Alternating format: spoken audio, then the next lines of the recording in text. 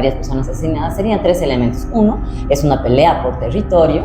Segundo, es un caso de deudas, si nos ha pagado una deuda, no, y por lo tanto se da el asesinato de la persona. Y tercero, por venganza, que es un poco lo que se le atribuye al caso de Entre Ríos. Pero todo está vinculado, estaría loable potencial a narcotráfico. Y el último elemento es la justicia, la capacidad del Estado de resolver estos delitos. Es decir, ¿cuál es el costo de matar a una persona mediante el sicariato? Es decir, el costo de ser sicario en Bolivia es muy bajo. ¿Cuántos casos de sicariato se resuelven? Uno. ¿Cuántos, en el último año nomás, cuántos grupos, al menos dos organizaciones dedicadas al sicariato se han desarticulado en Bolivia? Es decir, ya vemos con extranjeros, con un componente, digamos, nuevo que son extranjeros. Entonces ya vemos que extranjeros están viniendo aquí a armar sus grupos específicamente para realizar este trabajo. ¿Por qué? Porque el trabajo no tiene un costo. ¿Por qué? Porque no van a la cárcel, o si van a la cárcel están muy poco tiempo. El ejemplo claro es el de Marcio Ravelo Mesquita, no sé si se acuerda, Franguinho, este brasilero pesado en el PSC, piloto de helicópteros que movía muchísima plata dentro de una de las facciones del PSC, a decir de las autoridades brasileras, se vio involucrado primero en un ajuste de cuentas que se dio en el centro de la ciudad, cerca al Ventura Mall, porque él era quien estaba al lado de la persona, dentro del auto al lado de la persona que murió. Lo metieron a la cárcel y luego la justicia lo liberó porque había presentado documentos falsificados. Y luego nos enteramos que él también estaba involucrado en un ajuste de cuentas en la frontera, donde primero hacen un ajuste de cuentas, me parece, en Brasil, y al padre o al hijo lo matan aquí en la frontera de Santa Cruz, donde las autoridades brasileras involucran a Marcio Ravelo Mesquita como autor, ya sea intelectual o material de este caso, obviamente alguien que ya estaba liberado, ¿no? Entonces la pregunta es, ¿dónde está la justicia ahí? ¿Por qué se liberan este tipo de delincuentes vinculados al PSC? Y ese es el cuarto elemento, ¿no? El costo de matar a una persona del sicariato hoy en día en Bolivia es muy bajo. Por lo tanto, los incentivos para no dejarlo de hacer son altos.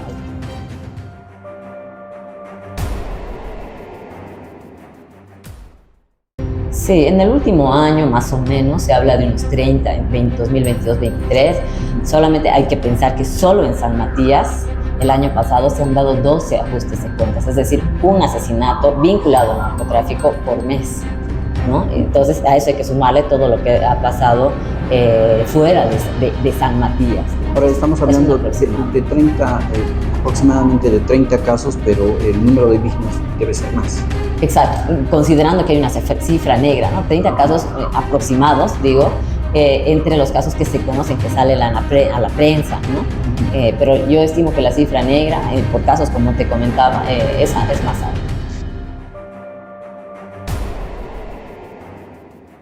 Más o menos mi cálculo es un 10% que se resuelven, entre 9 y 10% que se resuelven. ¿Identificando a los autores materiales e intelectuales? No, solamente a los autores materiales, ¿no? La justicia hoy en día, lamentablemente, y esto, cuando tú me preguntas el por qué, y esto yo creo que es la base de todo, es que estamos en una crisis judicial profunda, y esto no solo llega a la autoprórroga de los magistrados, sino que también llega a la fiscalía, llega a los jueces, y no solo lo vemos en los casos de sicariato, los vemos en casos mucho más amplios como ser Sebastián Marcet, como ser el caso Narcovuelo, que hoy en día no hay ni un peso pesado detenido, es decir, nadie de la FELCN hoy en día está detenido por el caso Narcovuelo, por ejemplo, y así podemos ir mencionando cómo el caso Narcoaudios, por ejemplo, se lo ha cerrado totalmente, es decir, hay muchos casos que te demuestran que la justicia no está haciendo su trabajo.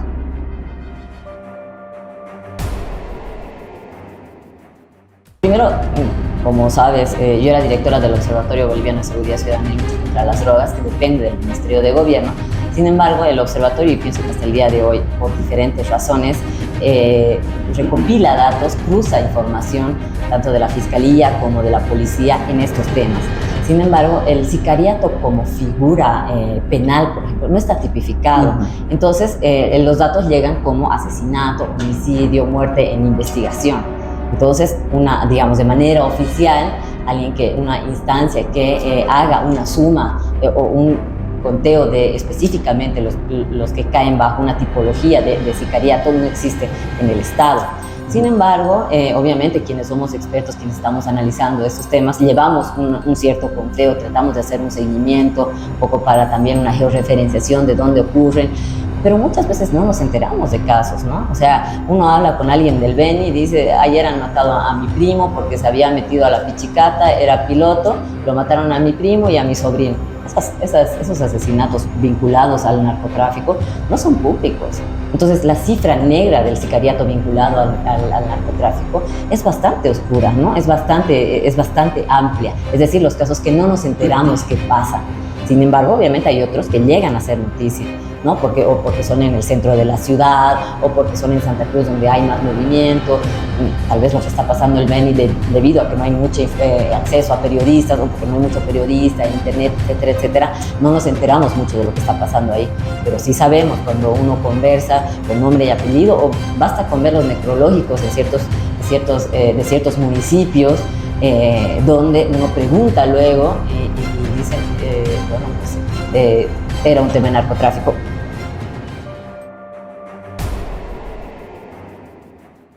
Bueno, lo que se ha visto de los casos que se conocen es que hay una pelea por quién controla ciertas rutas entre el PCC y el Comando Vermelho. Es más, el mismo coronel Velasco, cuando era director de la FELCEN en el 2022, lo dijo, ¿no? Públicamente lo dijo, que era una pelea de carteles entre el PCC y el Comando Vermelho por quienes iban a manejar estas rutas, ¿no? Ese móvil se mantiene todavía porque obviamente las organizaciones están tratando de incursionar en nuevas rutas, pero también están tratando de ganar nuevas rutas que ya estaban siendo, digamos, manejadas por otras personas, ¿no?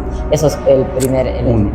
El segundo elemento, muchas veces se utiliza, y digo por deudas, se utiliza a gente como garantía entre una transacción de cocaína y el pago. Es decir, el claro ejemplo es el caso del hermano de Sebastián Marcet.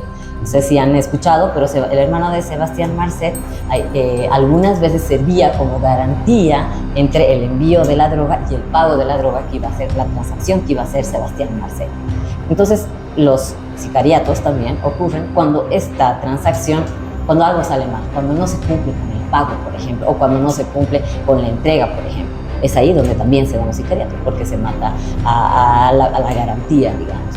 Y la otra era venganza, ¿no? Venganza, que era lo que hemos visto Entre Ríos, principalmente según las investigaciones,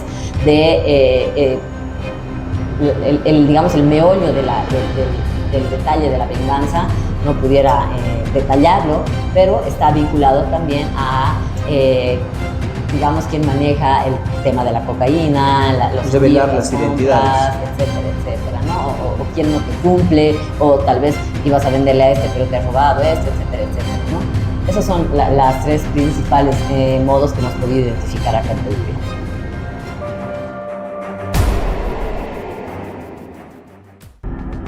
Lo que hemos visto es que principalmente se da de salida de Santa Cruz hacia Brasil, de salida de Santa Cruz hacia, de la frontera boliviana, diría yo, más que nada, hacia Paraguay, y de la frontera boliviana hacia Brasil. Ahí no solo está Santa Cruz, está también Beni, ¿no? ¿Por qué? Porque a raíz de la pandemia principalmente, el envío de cocaína por puerto se ha fortalecido mucho. La UNODC, basado en incautaciones, establece que el puerto de Guayaquil es el principal puerto de exportación de cocaína el año pasado, y el segundo puerto es el puerto de Santos, es decir, el puerto de Brasil. Entonces hay un interés importante, digamos, y creciente, sobre todo ahora que ha cambiado además las dinámicas de consumo. Entre paréntesis, antes el principal demandante de cocaína era Estados Unidos. Hoy en día, si bien el consumo de cocaína se ha mantenido estable, la principal demanda es el fentanilo, pero tú ves al otro lado y en Europa ha incrementado casi un 23% en los últimos años el número de consumidores de drogas en general, ha incrementado la demanda por cocaína, pero además hay nuevos mercados, es decir, nuevos demandantes. Inclusive Brasil es hoy en día el principal demandante de cocaína, de la región, pero también vemos Asia y África como nuevos mercados que se están abriendo de demandantes de cocaína. Por lo tanto, obviamente los puertos del sur, por ejemplo, ¿no? En los puertos de Brasil, pero también Rosario, Montevideo, por lo cual explica, digamos, un poco también el nacimiento o el fortalecimiento de Sebastián Marcet a través de la hidrovía Paraguay-Paraná, son puertos que se han vuelto muy apetecedores, ¿no? Por lo tanto, muy demandantes de cocaína, y ahí Bolivia, obviamente con todas sus características, viene a ser un jugador importante, y no solo es la droga que sale de Bolivia a través de Brasil, sino que como el PCC se ha instalado también en Paraguay, la ruta también es Bolivia, Paraguay, Brasil. Pero de nuevo hay esta nueva ruta de la hidrovía Paraguay-Paraná, donde han incrementado las incautaciones que salen por diferentes puertos, como ser el de Rosario, donde sabemos las condiciones de lo que está pasando hoy en día en Rosario, Argentina, y el puerto de Montevideo, donde es originario Sebastián Marcet. Ahora, si georreferenciamos los casos de sicariato, ¿dónde se han dado más en el caso boliviano? En el oriente. Ahí sí se sabe, ¿no? Cerca de la frontera con Brasil principalmente, pero estamos viendo una nueva tendencia que apunta a que ya se están dando los casos de sicariato también en la ciudad, ¿no? Y con este componente de que hay extranjeros. ¿No? Claramente, obviamente, el actor boliviano como tal está involucrado. No nos olvidemos que acá, digamos, los actores bolivianos en lo que es el narcotráfico trabajan como proveedores de servicios, ya sea para la venta de cocaína, ya sea para el alquiler de avionetas, para conseguir gasolina, etcétera, etcétera. Un claro ejemplo es el Colla Airline, ¿no? Que era un proveedor de servicios de Sebastián Marcet, ¿no? Pero no era el único. Entonces, por eso también para un extranjero es fácil venir a instalarse a Bolivia, porque él no tiene que armar una estructura. Él lo único que tiene que hacer es buscar proveedores. ¿Quién te va a proveer la droga? ¿Quién te va a proveer el transporte? ¿Quién te va a proveer la protección? ¿Y quién te va a proveer toda la logística, ¿no? Y cuando hablamos de protección, tú me preguntabas de la policía.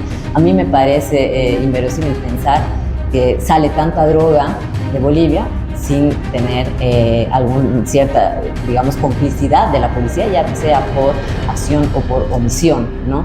Es imposible que habiendo tantos controles, algunos efectivos no estén involucrados en el narcotráfico. Y el claro ejemplo es el caso narcovuelo, que por un lado la persona máxima, digamos, el jefe de la FELCN de Aeropuerto Viru, que es la única persona o la persona que está encargada de que no salga un gramo de cocaína de ese aeropuerto, hoy en día está en libertad, ¿no? Entonces, uno dice, claro, el costo de la protección es baja porque puedes estar 3 meses en la cárcel y luego sales, ¿no? Pero, y también nos preguntamos, cuando hablamos, por ejemplo, del caso de Misael Nayar, que a mi parecer sí hay un vínculo con el narcotráfico, porque nos explica esta ostentación de dinero y la procedencia de su dinero. Apenas ocurrió el caso, llamó a un policía de la FELCN. El propio presidente habló de una reforma de la FELCN.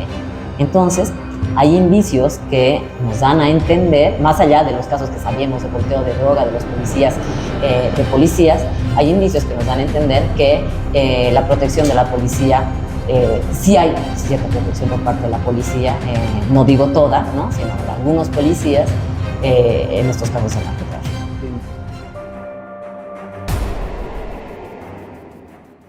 Bueno, en el caso específico del capitán en Santa Cruz, se supo, porque habían imágenes, que era un peruano, no sé si se acuerdan, que hasta el día de hoy sigue libre, ¿no? Había el autor intelectual está libre, que era el dueño de la droga. El autor material está detenido, bueno, estaba detenido, que era un peruano, que además que tenía antecedentes por asesinato en el Perú. Pero, de nuevo, ¿esto qué nos demuestra? Que matar vinculado al narcotráfico en Bolivia sale barato, porque el autor intelectual, el dueño de la droga, ese peruano, hasta el día de hoy sigue libre, ¿no? Y ya cuánto tiempo ha pasado, ¿no? ¿Se conoce de montos? ¿De cuánto cobran estos asesinos? No, la verdad que así públicamente, no. Había hace mucho tiempo se hablaba de unos $500 por caso, ¿no? Por ejecución, pero no sé si eso se ha modificado. A veces no siempre lo hacen por plata, a veces son parte de una estructura, por ejemplo, es decir, parte de la organización tiene su equipo que se dedica a eso, pero también ganan plata de otras acciones, ¿no? En el caso específico del PCC, que sabemos que actúa aquí en Bolivia, mantiene sus mismas estructuras, sus mismas reglas también, ¿no? Las mantiene. Entonces, eso también es una posibilidad. Yo diría que eso también se extrapola aquí a Bolivia.